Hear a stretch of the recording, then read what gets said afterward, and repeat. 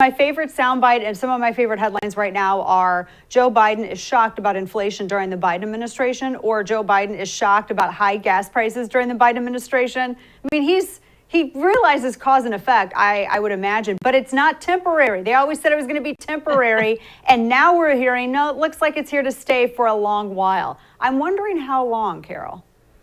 So I guess you're saying that 16 cents we saved on our hot dogs at 4th of July doesn't apply anymore, I guess, Cindy. No. I think it's going to be with us for quite a while, and it is infuriating to people like myself who looked at the 1-2 punch of Fed stimulus and government stimulus, which included, by the way, almost $2 trillion that was spent under the American Rescue Plan this past March, completely unnecessary at a time when vaccines were rolling out, when the economy was reopening, and they just decided to throw trillions more onto this already kindling fire.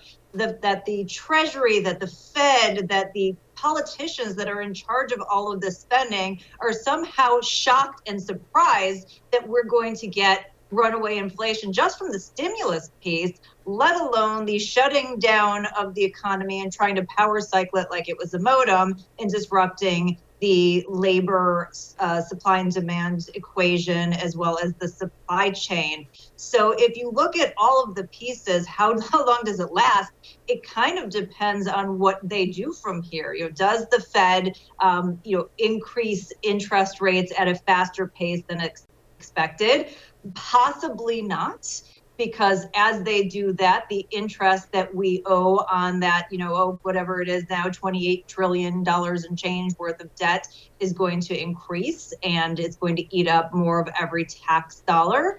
The crazy spending proposals that they have out there that they really want to push through, are they going to step back and say, you know what, we're going to put the brakes on that and slow spending? I don't know. I mean, these are the kinds of things that we need to do. And then the dislocation of the labor force, I think that that's something that's going to go on for a long time. So I think it's going to continue. The question is the level, and that's all dependent, unfortunately, on these same idiots who created the problems now basically doing something right. I love the argument that I keep hearing from the White House over and over again, Carol, that, well, wages are up.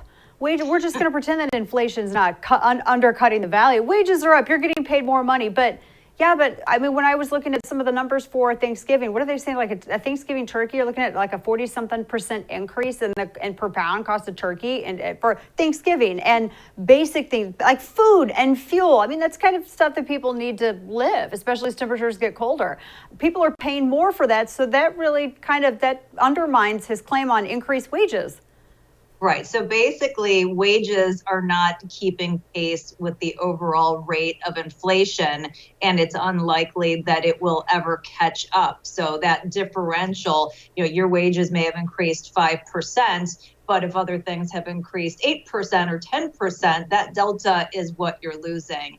And even if those rates both slow down, you're never going to make that up again. So with all of the money printing and everything that's been happening, your dollars are worth less and less over time. And unfortunately for the average American, they're not benefiting in the way that some of the very wealthy asset holders or corporate users of debt might be able to. They may say, well, it's great, we've had cheap access to debt and we can use that to go and compete with you to buy your home. But the average American doesn't think that that's such a great thing, because we don't have the same ability to take on that debt capacity. So they keep trying to sell this over and over again. You showed the MSNBC piece as a good thing. We've seen it out of CNBC. We've seen it out of Bloomberg. And I'm sorry, folks, but your ability to purchase fewer goods and services with every dollar is never a good thing.